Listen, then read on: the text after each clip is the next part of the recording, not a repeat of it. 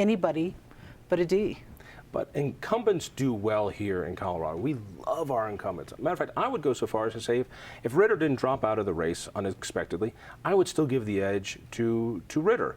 And I think John Hickenlooper is a much more talented, much more savvy, much more likable, slick politician. He knows how to answer a 100-word question in only 300 words, whereas Ritter can only do it in 3,000 words. I think he's a better candidate. That being said, it's almost like he is an incumbent for governor, because in Colorado there are two elected positions that will give you ink every single day: the governor and the mayor of Denver. We don't know any of the other candidates around. We don't know all the 30,000 other governments. These two get constant media and exposure. Chris Romer. And Chris Romer. You forgot that and one. Chris Romer.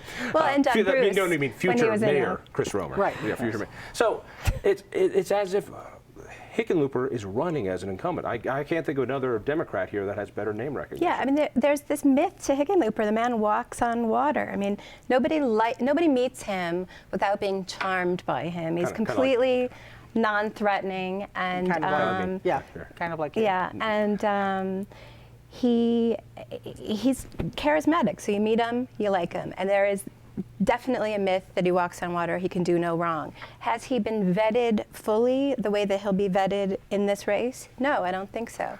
Why do I sense a little gripe hiding behind that pretty smile of yours? What is it that you have against him? You followed him. I have a feeling that you've got some bones to pick with him. I do. I mean, I've been on this show. You know, I was on the show years ago talking with you about Wellington Webb. I was no major fan of Wellington Webb.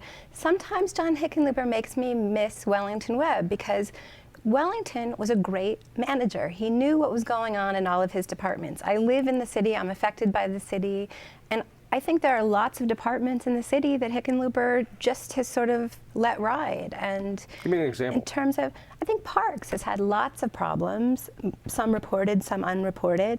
Safety, I mean, he can't, you know, are they killing as many people? No. Are they beating as many people up?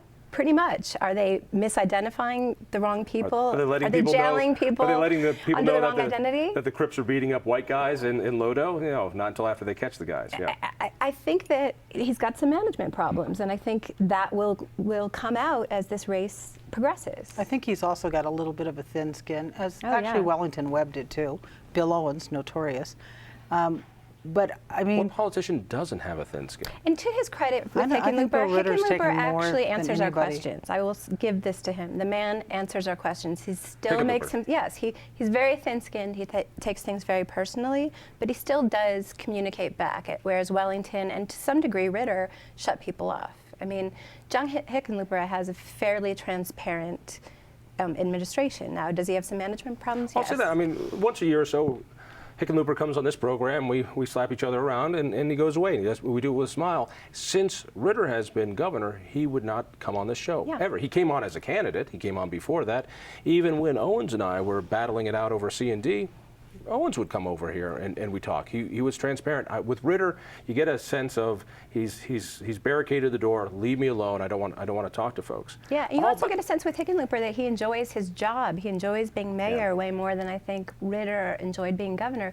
Ritter never seemed to relish the job. He never really seemed fully relaxed. He relished the job of being governor, but he was not prepared.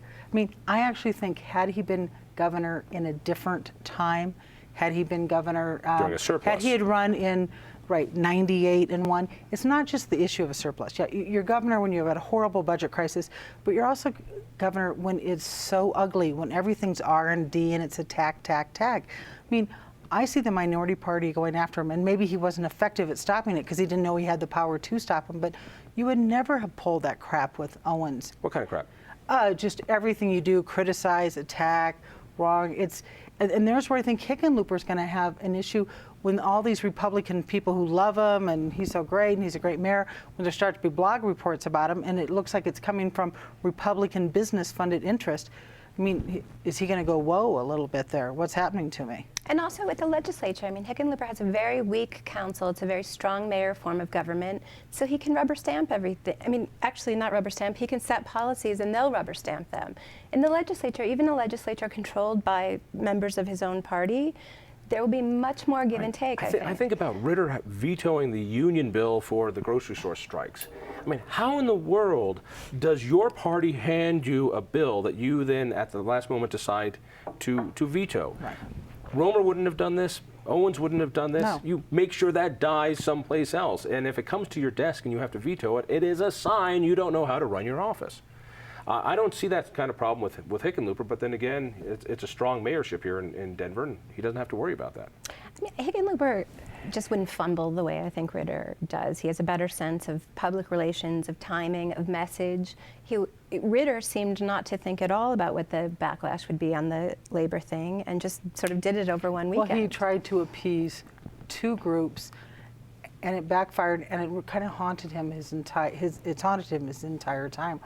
Oh, I'm going to let the Labor Peace Act bill get to my desk, and then I'm going to veto it, and then I'm going to do this, and then I'm going to, it's not collective bargaining, but then I'm going to sign this executive order for state employees to join unions, and then I'm going to kill their union bills. That's what Hick can do that Ritter can't, which is to sell those changes. When Hick did, for instance, the property freeze or the car tax increase, which really got people hot and bothered. Ritter, oh my God. Anyway, when it comes to Hick, Hick's a salesman. He was a salesman in business. He's a salesman here. When he sold those tax increases, which he's able to do under Tabor, he went out front and he sold them.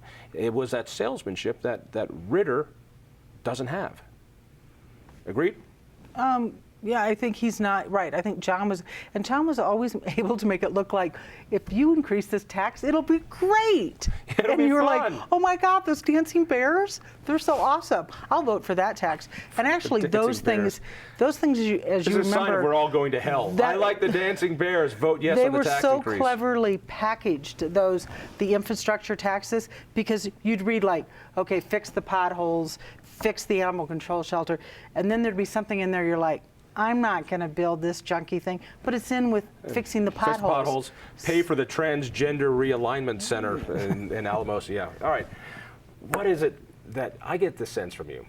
I just get this sense from you that in the fight for Ritter versus, Hickenlooper versus McGinnis, you just don't want to see that. I think you want to see Ritter in this one.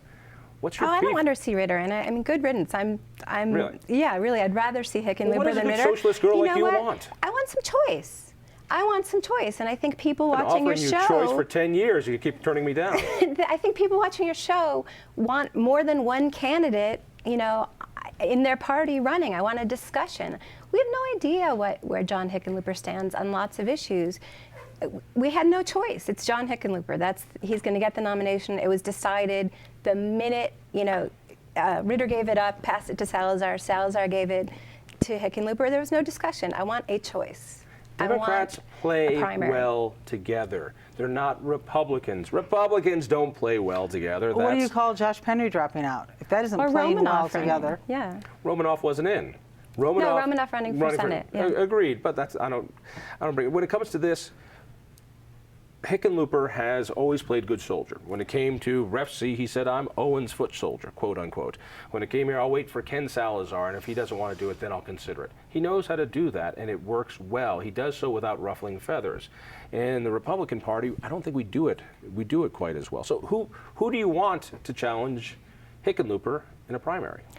Maybe somebody with a shorter name for the sake of the headline writers. Yeah. Anyone and everyone, just to have a debate, just to have an honest discussion. I'd like to see a woman come into this discussion. I'd like to see 5 candidates. A girl? A girl, maybe. I'd like to see governor? 5 people come in and run for this primary. Run on this primary. I think there ought to be some choice here. Well, it's to go ridiculous back not to have. to the Until my mayor's daughter race. is old enough to run.